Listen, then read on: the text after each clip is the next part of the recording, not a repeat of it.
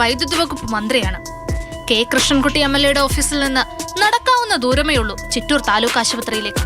10 പേരെ വരെ കിടത്തി ചികിത്സിക്കാവുന്ന ഈ ആശുപത്രി ഒന്ന് കാണണം. സ്ത്രീകളുടെ വാർഡാണ് നിലവിൽ ഈ കെട്ടിടത്തിൽ പ്രവർത്തിക്കുന്നത്. ഈ കെട്ടിടത്തിന്റെ ഒരു ദൃശ്യങ്ങൾ കാണുമ്പോൾ നമുക്കറിയാം അതിന്റെ പ്ലാസ്റ്ററിംഗ് എല്ലാം ഇളകി, ഇഷ്ടിക എല്ലാം പുറത്തു വന്ന നിലയിൽ എല്ലാം കാണാം. അത് മൂലയിലെല്ലാം ഓട് ഇളകി പോയിട്ടുണ്ട്. മാത്രമല്ല മഴക്കാലം കണക്കിലെടുത്ത് ആ പരിസരത്തുള്ള മരങ്ങളെല്ലാം ഈ ആശുപത്രിയിലോട്ട് വീഴാനുള്ള സാഹചര്യം കണക്കിലെടുത്ത് അതെല്ലാം വെട്ടിമാറ്റിയാണ് ഇപ്പോൾ ഈ ഒരു കെട്ടിടം നിലനിർത്തി കൊണ്ടുപോകുന്നത്. പുതിയ കെട്ടിടമൊന്ന് തൊട്ടടുത്ത് തന്നെ തയ്യാറായിട്ട് കാലങ്ങളായി.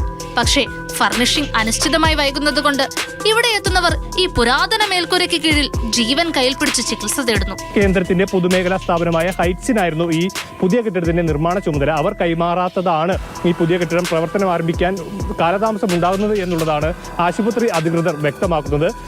ഹൈറ്റ്സുമായി ബന്ധപ്പെട്ട് പറയുമ്പോൾ ഹൈറ്റ്സിന് ഇപ്പോൾ ഒരു ഫർണിച്ചറിംഗ്, ഈ പുതിയ കെട്ടിടത്തിലോട്ടുള്ള ഫർണിച്ചർ അടക്കമുള്ള സംവിധാനങ്ങൾ ഏർപ്പെടുത്തേണ്ട ഒരു കാര്യമുണ്ട്. അപ്പോൾ അതിൽ ഉണ്ടാകുന്ന കാലതാമസം അത് പൂർത്തിയാകാത്തതാണ് ഇത്തരത്തിൽ ഈ കെട്ടിടത്തിന്റെ പ്രവർത്തനം മാറാത്തത് എന്നാണ് ഹൈറ്റ്സുമായി ബന്ധപ്പെട്ട് നൽകുന്ന വിശദീകരണം. ഇനി തൊട്ടടുത്തുള്ള ജില്ലയിലേക്ക്, മലപ്പുറം താലൂക്ക് ആശുപത്രി.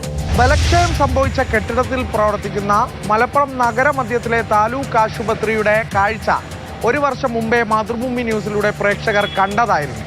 ഇന്ന് എന്താണ് ഈ ആശുപത്രിയുടെ അവസ്ഥ? വർഷം 1 കഴിഞ്ഞെങ്കിലും ആശുപത്രിക്ക് ഇനിയും ഒരു മാറ്റവും വന്നിട്ടില്ല.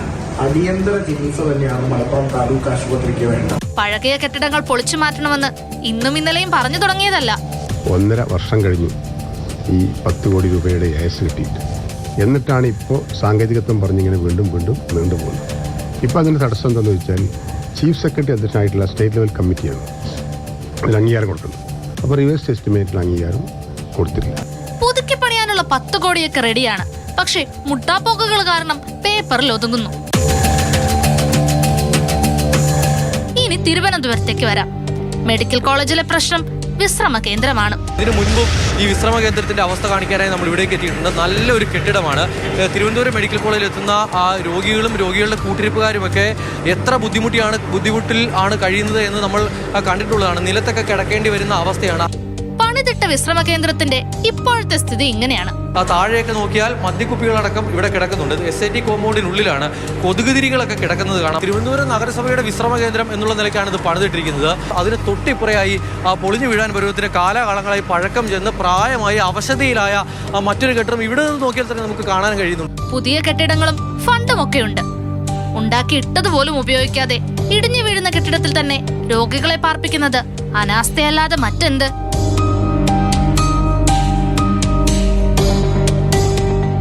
മാതൃഭൂമി ന്യൂസ്, പാലക്കാട്, മലപ്പുറം, തിരുവനന്തപുരം.